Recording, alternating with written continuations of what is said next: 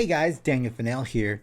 Thank you for watching my video blog. This is my daily video blog where I read through the Bible. And today what I read was Esther chapters 1 through chapters 3. And have I got a story for you? It's a crazy story. Beginning of the Book of Esther, it starts out with a king. His name is King Ahasuerus. He had a wife and her name was Vashti, and she was beautiful, and he decided that he was going to have a feast one day, and it was going to be 180 days long. The whole feast was all about him. It was about him promoting himself and how great he was and how rich he was and how many great things he has. And he had all of his governors and officials and everybody. They were a part of this feast, and he reigned over.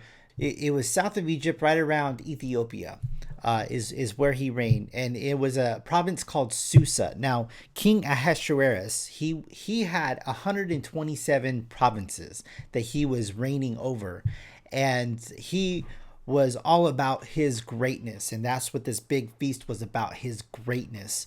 Well, on one of the days after the 180 days. He had another feast that was 7 days long for everybody that lived in the city of Susa. That's where he wanted to have his 7-day feast for everybody that lived in the city of Susa that was there. And one day, on the 6th day of his feast, he was drunk and he wanted his wife Vashti to come in. Now, Vashti, she had put on a feast for the women and she was off doing that. And he called for Queen Vashti to come. He tells his eunuchs, he has 7 of them. He tells them, go get Vashti with her crown. I want to show her off to everybody here. And he calls for Vashti, and Vashti declined. So they came back. They told the king, sorry, king, she declined. So he became enraged, and he took counsel with the eunuchs. And he's like, what do I do? She just disrespected me. And the eunuch said, she didn't just disrespect you, she disrespected the entire kingdom. So what they did is they took away her power, and they convinced the king to that she was never allowed to be in the king's presence from then on. So now Vashti is no longer the queen. So now it's a new search for a brand new queen. And they were the young eunuchs. They said, hey, let's get the prettiest virgins in all of Susa, or in all of the provinces. So there's 127. So they gathered them, and they were all under the care of Hagag. I think it's Haggai. So they were all under the care of Haggai. The way how it worked is the women who were coming in to be checked out by the king would, the women had to be under the care of Haggai for 12 months. And that's a bunch of oils and perfumes. I don't understand exactly what takes 12 months to get ready, but that's what it took. So meanwhile, there's a man, his name is Mordecai, and he has a cousin. She's much younger than him, and his cousin has her father and mother, they're deceased, and so he takes her in as his daughter, and her name is Esther. Now Esther, she is one of these women who are taken to be under the care of Haggai to live in the province of Susa, where the king is, in the citadel of Susa. And so Esther is a beautiful woman, a beautiful young woman, and everybody that looks at her, they look at her with delight. The Bible talks about how pretty she is. You have Esther. She's taken to the citadel, but she was told by Mordecai to not reveal what her Jewish heritage is. So, by the way, Mordecai is a Jew. And so she's taken.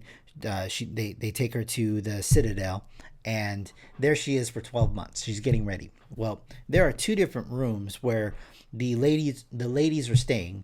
There's one room, it's called harem, the first harem, and then there's the second harem. The second harem, that's where all of his wives and concubines live. Where he had these virgins stay, and he had them stay in the harem 1. So it was time for Esther's turn to go into the presence of the king. Now, the way how it works is he was giving Esther or he was given all the women.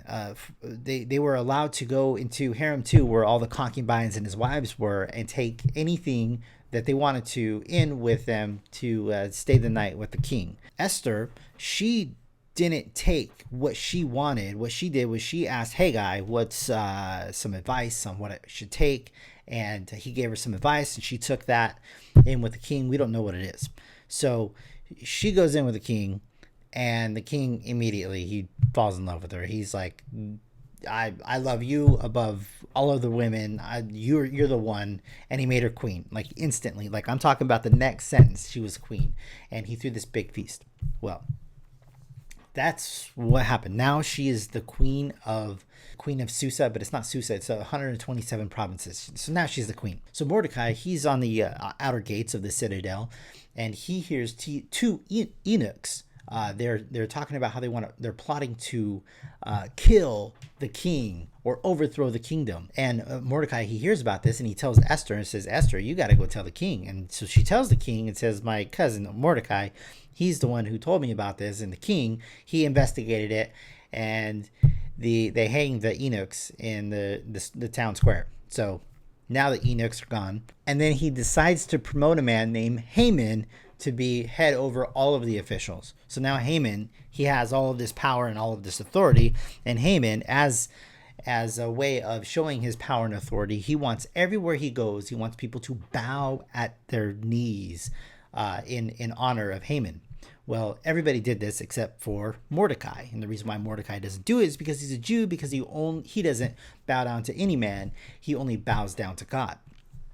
So a few of the servants, they're pressing Mordecai, why are you not bowing down? And Mordecai, he's like, well, it's because I'm a Jew and I don't bow down for any man. I only bow down to God. And Mordecai, he's set. There's nothing they can do or say. So they told Haman, and they wanted to know how dedicated Mordecai was to this. They told Haman. Haman went out. He went in the presence of Mordecai. Everybody bows down except for Mordecai. It enraged him with fury, the Bible says. So to take him, but he didn't take him right then and there. And so he was talking with the servants. The servants explained what Mordecai had expressed, that he was a Jew. So he thought, well, all the Jews have to be killed because of what Mordecai did. And so he goes to the king. He says, King, there are some people, they have different laws than us. And if it pleases the king, I want to kill them all. I mean, this is a long story short.